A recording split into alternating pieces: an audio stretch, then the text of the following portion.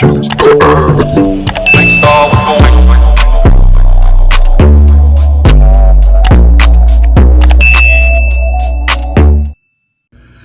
going on, guys? Welcome back to my channel. I'm here with another Power Book 2 Ghost review. If you're new to the channel, be sure to hit that subscribe button. Everybody be sure to like, comment, and share. This week's episode was good, y'all. This week's episode was good. I cannot lie, it was good. The show picks up basically with Braden. You know, it's parents' weekend at the school. And Braden is trying to convince Tariq that they need to sell some cocaine because this is the weekend to do it. It's so much money. All the kids gonna want to do cocaine because their parents are at the school aggravating them for whatever reason. And Tariq is like, that's not our lane. We're not doing that. But let me tell you something, man. The simple fact that you got 18, 19-year-old kids, they feel like in order to get through a weekend with their parents, they got to do a drug such as cocaine. It's beyond ridiculous. So I just want all of us to know, you know, when we put a lot of pressure on our kids and send them to these private college institutions, they might be doing some coke. You feel what I'm saying? So anywho, Tariq told him, you know what I'm saying, they do weed and pills. And Braden like, look, bro, this our first year here, but my family, been on this campus for generations. We gonna need more than that. But you know what though?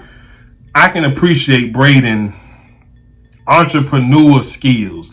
He looking at a market that he's never been a part of. But he's saying this is the weekend to make the money. And like I say, Tariq is saying, nah, this, we not doing it. Do you even know how to cut a brick and all that? But hey, as you seen the show, you saw the show, you know what's gonna happen.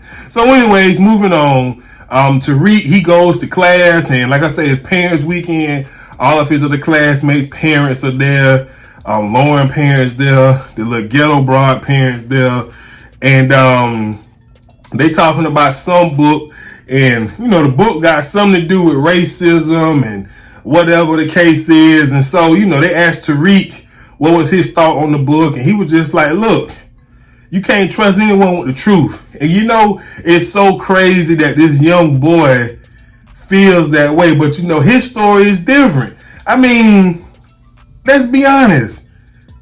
You watch your sister get murdered because you want to, run with the goons and the thugs. Then you kill your daddy. You damn right you can't tell nobody the truth. You want to know why? Because they going to look at you like the damn fool that you are. Like, it's something seriously wrong with you. You watch your sister get murdered. You ain't come from behind the thing and say, wait, it's me. You didn't. Then you kill your daddy because you mad at him, because you telling him that he need to turn himself in and to protect you and your mama after you kill Ray. But now that Tasha is locked up for killing ghosts, you saying you gonna turn yourself in, Tariq? Make it make sense. So I definitely agree. He can't tell nobody the truth because it's crazy. So anyways, moving on. This episode, we get introduced to 2-Bit. It appears that 2-Bit is going to be involved in the show. I'm not a 2-Bit fan. His role in the show is pretty much pointless to me, but he goes and pay Stanky Mom a visit, and she pretty much asks him like, hey, it's people out here on the street saying that Spanky snitch. Is it true? And 2-Bit is like, that ain't true. It was a couple fools and, on the inside who said the same thing, and they ain't breathing no more. Anybody who speak ill of Spanky, they gonna have to see me. And he give, Spanky Mama some money. I just don't really understand that scene. I truly don't. Like, is he... I don't know.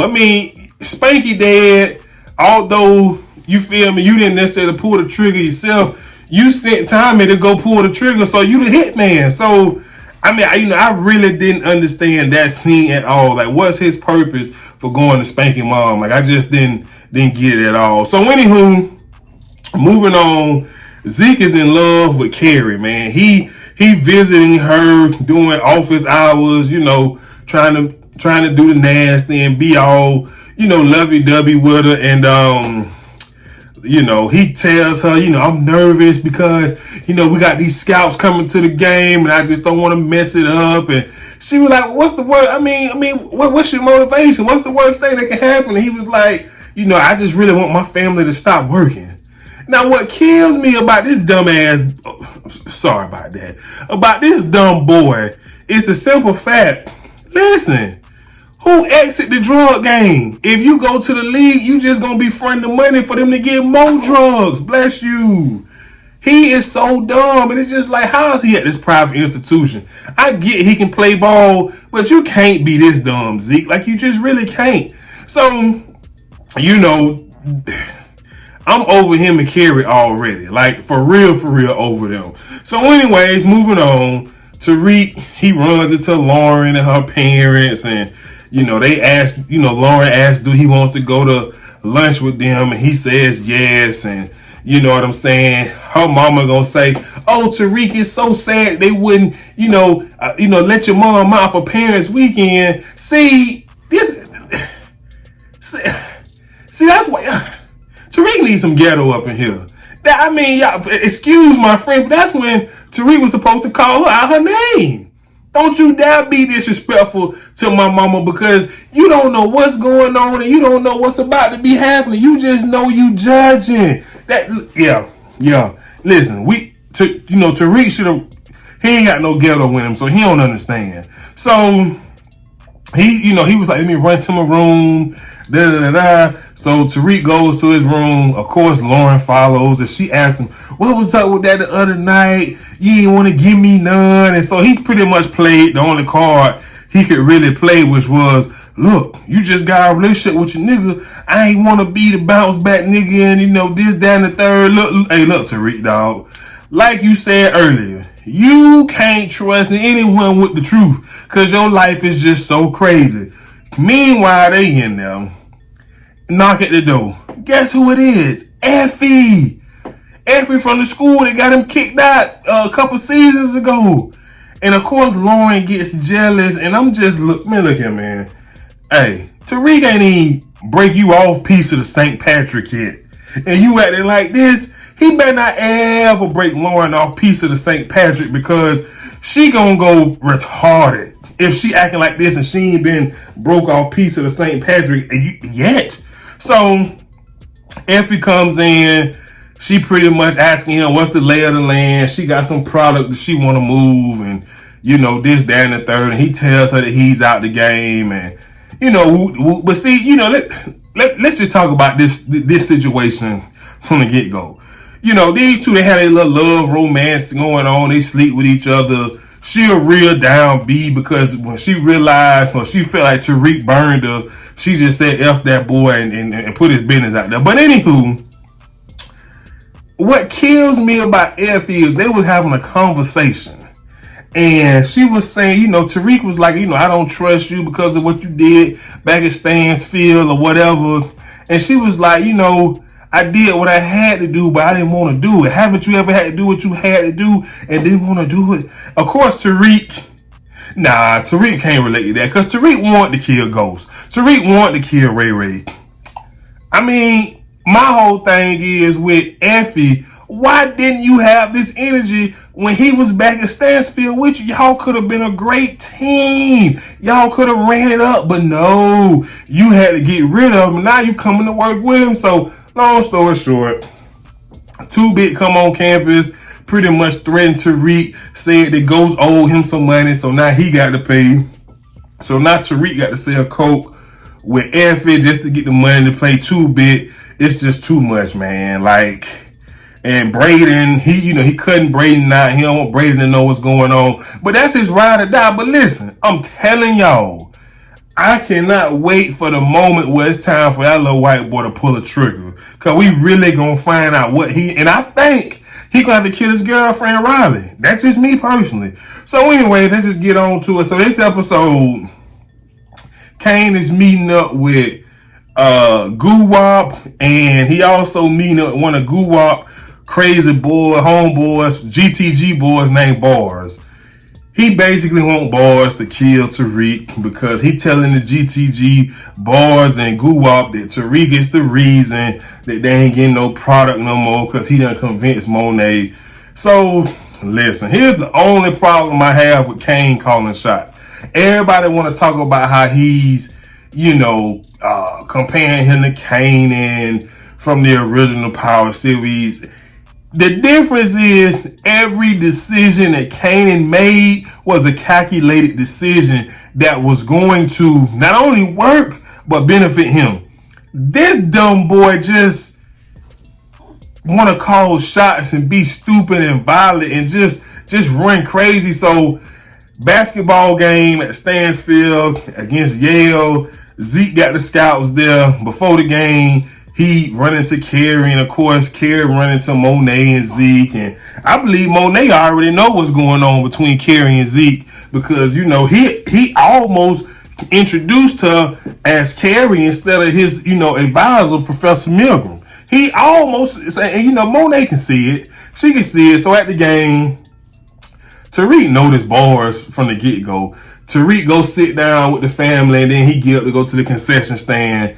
And Bars chases him. And meanwhile, he was supposed to meet up with 2-Bit. So he told 2-Bit to meet him at the, the pools instead. And so, y'all, I got to say this, man. Bars is trying to stab Tariq and do all this and do all that. Now, I guess the issue that I have, it seems like ever since Tariq done, I don't know, maybe it's just me. I expect Tariq to be gangster. Just listen to my point. Now, I know it ain't the greatest point in the world, but listen. You done killed 2 people and you have watched your sister be murdered. But to me, every time something about to go down or somebody else about to get shot or it's time for him to pull the trigger, such as when he almost had to kill, when we thought he was going to have to kill Blanca, he freezes, he start acting timid and afraid. And it's like, I remember the scene where he killed Ghost, and Ghost pretty much said, son, if you do this, ain't no turning back. It's like, he was okay with dying. He was okay with getting killed because he know what this game, what comes along with this lifestyle. But Tariq just be looking so damn scared. And so 2-Bit come in, say that they killed a nigga, drown him, seeing pictures to his boss, and Guwap, and then Guwap called Kane or text Kane, told Kane his home, sent him the picture of the boy dead, told Kane this on him, and Kane stupid behind. Go outside and calls Tariq phone. Not call Tariq phone, but call the burner phone that Bars had that not Tariq got, and said, I don't know who this is, but you just effed up. And not Tariq done put 2 and 2 together. Not Tariq feel like he can't trust Monet or the family. So what happens basically from here is, look, Tariq, Monet, Drew, after the game, I got a little man, so I'm kind of all over the place, y'all. But after the game, Zeke and his homeboys, his teammates, including Everett, Drew's love interest, they go out to party. Of course, Drew blowing the man up. Drew just, listen, I'm sorry, but it has to be said. That thing, that Chico stick must be, that thing must be got about 6, 7, 8 grams of sugar up in it, because you blowing this man up. Then he not answering. You call your cousin to find out where they at. Then you pulled up and see he with another broad and you get mad. Oh my God. So they leave the club. Him and Everett having a come to Jesus moment, talking about how they family want them to be something they not, and all this and all that. And so Zeke and the other teammates, they running off the alcohol. Next thing you know, Guwap pops up. He about to shoot Zeke, and Drew had to, boss up and told him, look, don't do that. If you want more product, I can make that happen, or shoot me instead. Guwap say no, and so he about to shoot Zeke. Of course, y'all know the story. Drew pretty much jumps over, saves Zeke's knee, and beat the crap out of Guwop and Everett watching the whole thing, and he just gets so emotionally like, you pussy, I'm sorry, I'm sorry, big boy, I'm sorry, but I'm just saying to myself, like, this who you begging attention for? Like, I mean, I would feel honored to see somebody that I'm dating being able to defend themselves and and the ones they love the most that way. That what? That would be a turn on. That would be so. I would feel so safe. But he running. Zeke pissed off at Drew, so he runs. So now Drew got to go home. He take the blame to Monet. Monet think that this all Drew fault, which it ain't. He didn't put 2 and 2 together because Guwop told him what was going on. So he go visit Kane and tell Kane he got to make it right by taking him out. And see, it's what I'm saying. Kane, now, I don't know how smart of a decision this is because, like I said, it's hard for me to want to compare him to Kanan because Kanan's whole thing is, I need a crew. A crew is going to ride for me. So he killed all the other 2 GTG guys, but he let Guwop live and tell Guwop that he won't have for everything. Licks, drugs, everything. But you got to know you done killed all his homeboys. You done got one of his homeboys killed. He may abide by your rules for a short period of time, but he gonna be constantly thinking of a way to get rid of you, like to kill you, to hurt your family. And of course, Monet had to disown him because he calling shots that don't need to be called. So he don't really have a crew that he can trust. So once again, he does not remind me, of Kanan at all.